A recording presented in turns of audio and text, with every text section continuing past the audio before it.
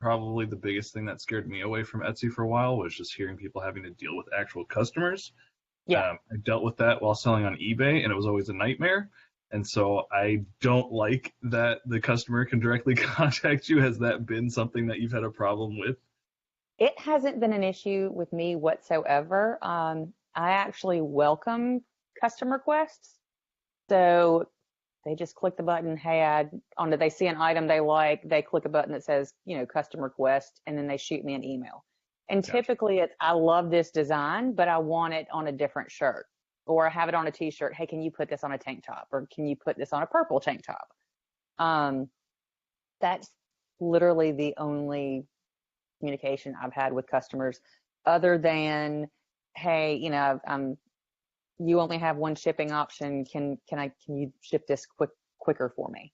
And I've done that for a few people. It's an extra charge, but I haven't had any complaints. Nobody has shipped anything back to me.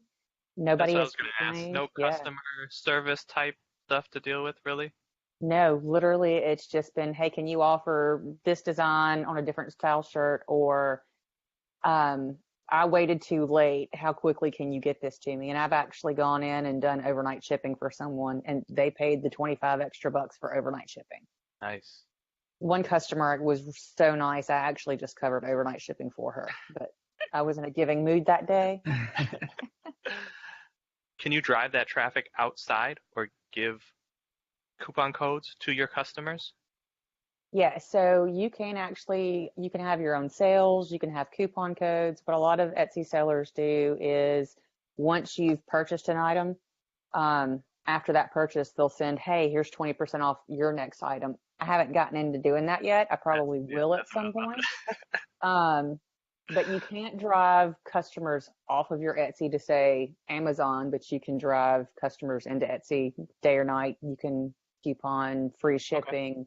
Okay. It's really up to you how you want to handle it. If you have enabled the custom request, they can send you a custom request. You can just send them, you can create what they call a private listing and then send it to them. Here's the link to the private listing. It doesn't show to anyone else.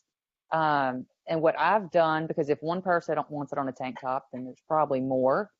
So what I'll do is I'll actually create a whole new listing on multiple colors of the tank top and say, hey, I've put this on a tank top for you. You've got 10 colors to choose from. Here's the link. And it's just to an actual listing that anybody can find. Awesome. Yeah. So James, you might. Or you do public.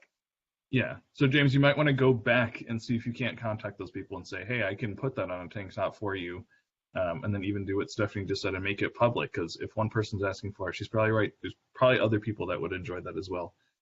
So I would definitely go back and try and pursue that, or at least just try it and throw it up.